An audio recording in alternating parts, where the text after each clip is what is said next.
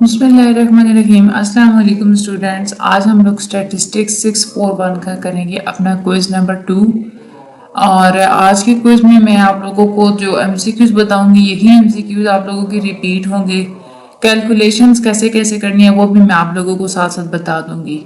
मजीद इस सब्जेक्ट के लेक्चर्स देखने के लिए चैनल के होम पेज पर जाके प्लेलिस्ट के ऑप्शंस में जाके आप लोग लेक्चर्स भी देख सकते हैं।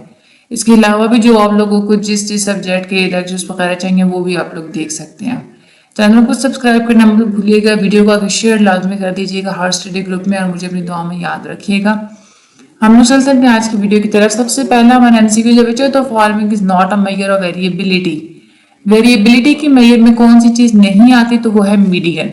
क्योंकि मीन, मीडियन, मॉड ये तीन चीजें जो होती हैं ये मेजर्स ऑफ सेंट्रल टेंडेंसी के अंदर आती हैं। लेकिन मेजर ऑफ वेरिएबिलिटी जिसको हम लोग मेजर ऑफ डिस्पर्शन भी बोलते हैं, इसके अंदर हमारी आ जाती है standard deviation, variance, coefficient of variations, उसके बाद रेंज आ जाती है, उसके बाद इंटर क्वार्टाइल रेंज आ जाती है। ये सारी चीजें हमारी मेजर्स ऑफ वेरिएबिलिटी के अंदर आती हैं। Control charts are the major tools for dash in SPC toolkit. Control charts को आप इस्तेमाल करते हैं डेटा को मॉनिटर करने के लिए, कि जो आपकी एक्सपेक्टेशंस थी कि आपका डेटा इस तरह से होना चाहिए, उसके मुताबिक आपका डेटा हो रहा है या नहीं हो रहा, काम उस हिसाब से हो रहा है या नहीं हो रहा। तो monitoring the data is the right answer. A cumulative frequency polygon is a line graph of the class cumulative frequency plotted against cumulative frequency polygon में आप क्लास cumulative frequency को क्लास बाउंड्रीज के अगेंस्ट प्लॉट करते हैं। आप vertical axis पे रखते हैं क्लास cumulative frequency और हॉरिजॉन्टल एक्सिस पे आप क्लास बाउंड्रीज को रखते हैं। Expected number of samples taken before shift is detected is called, जो आप एक्सपेक्ट कर लेते हैं कि इतने नंबर ऑफ सैंपल्स होंगे, उसको before the shift is detected, इसको हम लोग बोलते हैं एवरेज रन लेंथ, ARL। ठीक है, ये आप लोगों का जो लेक्चर भी है उसमें भी ये कंट्रोल चार्ट्स वाला, इसमें से ज्यादातर आप लोगों के MCQs ही आते हैं, उसमें से इतने ज्यादा कोई आपको कैलकुलेशंस वगैरह का वो नहीं देते कि आप इस तरह से कैलकुलेट करके दिखाएं। बाकी आप लेक्चर सुनेंगे तो आप लोगों को अंदाजा हो जाएगा। तो एवरेज रन लेंथ ये इसका राइट आंसर है। We can determine the width of each interval by, आपने हर इंटरवल की जब विड्थ को कैलकुलेट करना होता है तो उसके लिए फार्मूला ये होता है कि आपने रेंज ऊपर रखनी होती है नॉमिनेटर में, और डिनोमिनेटर में आपने रखना होता है number of desired class groupings, कि आप कितनी ग्रुपिंग्स बनाना चाहते हैं। ठीक है, range divided by desired class groupings, ये इसका राइट आंसर है। A graph of the data in a frequency distribution is called, frequency distribution में आप जो डेटा का ग्राफ बनाते हैं उसको हम लोग क्या बोलते हैं, हिस्टोग्राम बोलते हैं। तो हिस्टोग्राम यहाँ पे इसका राइट आंसर है। Control charts originally developed by Walter A Shewhart ने डेवलप किए थे कंट्रोल चार्ट्स, तो वॉल्टर ए श्यूअर्ट इसका राइट आंसर है। The range of the data 21, 6, 17, 18, 19, 8, 4, 13 is, range कैसे फाइंड आउट करते हैं कि आपके डेटा के अंदर मौजूद जो सबसे ज्यादा जो बड़ी वैल्यू होती है उसमें से आप सबसे छोटी वैल्यू को माइनस कर देते हैं। हमारे डेटा के अंदर जो सबसे ग्रेटेस्ट वैल्यू है वो है 21 एंड स्मॉलेस्ट वैल्यू हमारे पास 4, तो 21 माइनस 4 इज इक्वल टू 17, तो 17 यहाँ पे इसका राइट आंसर है। What is the formula to find maximum value of data set? Data set के अंदर मौजूद मैक्सिमम वैल्यू को फाइंड आउट करने के लिए आपके पास फार्मूला क्या होता है, इक्वल साइन, उसके बाद मैक्स लिखते हैं और देन आप अपना एरे सिलेक्ट कर लेते हैं। तो इक्वल साइन, मैक्स और आगे ब्रैकेट के अंदर A1 कोलन A10, ये इसका राइट आंसर है।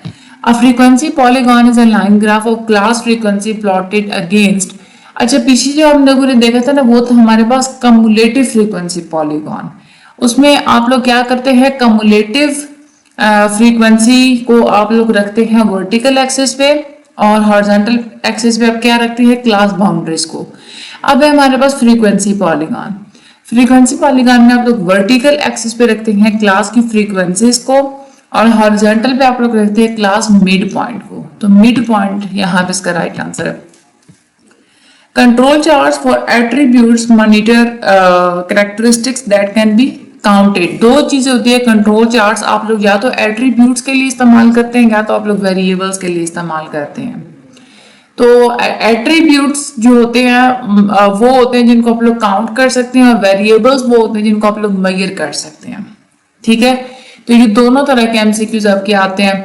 अगर तो यहाँ पे होता है कि control charts for variables monitor characteristics that can be, फिर हमारा राइट आंसर क्या होता है, मेजर्ड होता है। बट यहाँ पे एट्रीब्यूट्स की बात होगी तो काउंटेड यहाँ पे इसका राइट आंसर है। To find relative frequency, relative frequency को फाइंड आउट करने का ये तरीका होता है कि आप फ्रीक्वेंसी को total number of data values के साथ डिवाइड करते जा रहे होते हैं। ठीक है, अच्छा उसके बाद आगे चलते हैं। A graph used in SPC that shows whether a sample of data falls within a normal range of variation. SPC में जो आप लोग ग्राफ इस्तेमाल करते हैं वो इसीलिए आप लोग इस्तेमाल करते हैं ये देखने के लिए कि हमारा जो सैंपल है डेटा का वो वेरिएशंस की एक नॉर्मल रेंज के अंदर फॉल कर रहा है या नहीं कर रहा। तो रेंज ऑफ वेरिएशन इसका राइट आंसर है। आगे चलते हैं। 5 number summary consist on the values of, 5 number summary ये होती है कि आप अपने डेटा की सबसे स्मॉलेस्ट वैल्यू बता देते हैं, उसके बाद अब फर्स्ट क्वार्टाइल बता देते हैं। फर्स्ट क्वार्टाइल कैसे फाइंड आउट किया जाता है ये मैं आप लोगों को लेक्चर्स में भी बता चुकी हूँ।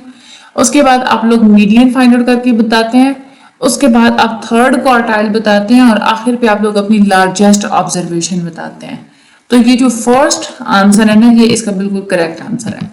There are dash types of control charts, दो तरह के कंट्रोल चार्ट्स होते हैं, एक वो जो वेरिएबल्स के लिए इस्तेमाल होते हैं और दूसरे वो जो कि एट्रीब्यूट्स के लिए इस्तेमाल होते हैं। When a character of interest is measured on an interval or a ratio scale, a dash control chart is used to monitor the process. अगर तो आप जो भी चीज मेजर करना चाह रहे हैं, आप जो कैरेक्टर मेजर करना चाह रहे हैं वो आपका इंटरवल या रेशियो स्केल पे है, तो आप लोग वेरिएबल कंट्रोल चार्ट को इस्तेमाल करते हैं प्रोसेस को मॉनिटर करने के लिए। ठीक है, इंटरवल या रेशियो स्केल की जहां पे भी बात होगी वहां पे वो कौन सा कंट्रोल चार्ट होगा, वेरिएबल कंट्रोल चार्ट होगा। लेकिन नॉमिनल की अगर हम लोग बात करते हैं, नॉमिनल स्केल वगैरह, तो फिर हमारा जो कंट्रोल चार्ट होगा वो कौन सा होगा, हमारा एट्रीब्यूट होगा। ठीक है, नॉमिनल स्केल वगैरह अगर हो जाता है तो फिर हमारे पास कौन सा एट्रीब्यूट कंट्रोल चार्ट होगा। When the sample are constant and unknown, then we will use P chart. जब आपका सैंपल कांस्टेंट होता है और आप उसको अच्छे से जानते भी होते हैं, वो नोन होता है आपके पास, हम लोग फिर कौन सा चार्ट इस्तेमाल करेंगे, P चार्ट। और अगर आपका जो सैंपल है वो कांस्टेंट भी है लेकिन वो अननोन है, तो अननोन के लिए हम कौन सा चार्ट इस्तेमाल करेंगे, C चार्ट इस्तेमाल करेंगे। ठीक है, तो ये भी दो तरह के एमसीक्यूज मैंने यहाँ पे आपको कवर करवाए हैं। If standard deviation is 4, what will be the value of variance? अच्छा, यहाँ पे वेरिएंस को आप लोग कैसे फाइंड आउट करते हैं कि जो आपकी स्टैंडर्ड डिविएशन होती है ना उसी का आप लोग स्क्वायर ले लेते हैं। एक्चुअली जो आपका वेरिएंस होता है वो आपकी स्टैंडर्ड डिविएशन का ही स्क्वायर होता है। तो आपने वेरिएंस को फाइंड आउट करने के लिए सिंपली क्या करना होता है कि जो आपके पास स्टैंडर्ड डिविएशन उसका स्क्वायर ले लेना है। तो यहाँ पे 4 का स्क्वायर ले लेंगे, वो हमारे पास कितना आ जाएगा, 4 का स्क्वायर होता है 16, तो 16 हमारा क्या है, वेरिएंस है। आगे चलते हैं, ये वाला ये ग्राफ पूछ रहे हैं कि ये कौन सा ग्राफ है, ये है हमारे पास बार ग्राफ। ठीक है, तो ये बार ग्राफ इसका यहाँ पे राइट आंसर है। For range which 2 values we should know, range find out करने के लिए उसका फार्मूला क्या होता है कि largest value minus smallest value. तो रेंज जब आप लोग फाइंड आउट करते हैं तो आप लोग क्या करते हैं कि लार्जेस्ट वैल्यू में से स्मॉलेस्ट वैल्यू माइनस करेंगे, तो लार्जेस्ट वैल्यू और स्मॉलेस्ट वैल्यू ये दो वैल्यूज होती हैं जो आप लोगों को पता होनी चाहिए। तो ये वाला इसका राइट आंसर है। A graph used in SPC that shows whether a sample of data falls within normal range of variation, range यहाँ पे इसका राइट आंसर है। Given data following से what is the range, यहाँ पे कह रहे हैं हमें रेंज फाइंड आउट करके बताएं। यहाँ से भी देखें लार्जेस्ट वैल्यू हमारे पास क्या है 67 और स्मॉलेस्ट वैल्यू हमारे पास क्या है 8। ठीक है, तो 67 में से आप 8 को माइनस करें तो आपके पास आ रहा है 59। ठीक है, तो 59 हमारे यहाँ पे राइट आंसर है। आगे चलते हैं, वो हमसे पूछ रहे हैं formula for the minimum value. Minimum value का फॉर्मूला क्या होता है इक्वल साइन, मेन फंक्शन और आगे ब्रैकेट के अंदर जो भी आपका एरे है A1 B1 आगे कॉलन और फिर आगे 8 एंड या जो भी है, ठीक है। द क्लास बाउंड्रीज और class mid points, class boundaries को या क्लास मिड पॉइंट्स को हम लोग हॉरिजॉन्टल एक्सिस पे ड्रॉ करते हैं, क्योंकि वर्टिकल एक्सिस पे हमेशा फ्रीक्वेंसी आपने ड्रॉ करनी होती है। क्लास फ्रीक्वेंसी या कमुलेटिव क्लास फ्रीक्वेंसी या जो भी है, बट फ्रीक्वेंसी होती है आपकी वर्टिकल एक्सिस पे, और class boundaries, class mid points, ये सारी चीजें आप लोगों की हॉरिजॉन्टल एक्सिस पे होती हैं जब भी आप लोगों ने ग्राफ ड्रॉ करना होता है। रिलेटिव फ्रीक्वेंसी को फाइंड आउट करने के लिए आप हर फ्रीक्वेंसी को total number of data values के साथ डिवाइड करते जा रहे होते हैं। आगे कहते हैं अगर स्टैंडर्ड डिविएशन 3 है तो वेरिएंस की वैल्यू बताएं। सिंपली वही चीज, स्टैंडर्ड डिविएशन को आप लोगों ने स्क्वायर कर देना। स्टैंडर्ड डिवीजन हमारे पास 3 है तो 3 का स्क्वायर कितना होता है 9, तो 9 इज आवर वेरिएंस। ये थे हमारे आज के सारे एमसीक्यूज, बहुत ज्यादा आसान थे, इसमें कोई भी मुश्किल चीज नहीं है। बाकी आप लोग लेक्चर सुनेंगे तो आप लोगों की बड़ी अच्छी तरीके से वो सारी चीजें क्लियर हो जाएंगी। बाकी चैनल को सब्सक्राइब करना मत भूलिएगा। मुझे भी दुआ में याद रखिए कि वीडियो को आगे हर स्टडी ग्रुप में शेयर लाजमी कर दीजिएगा। अल्लाह ताला आप सब लोगों की मदद फरमाए। Thank you so much and Allah Hafiz.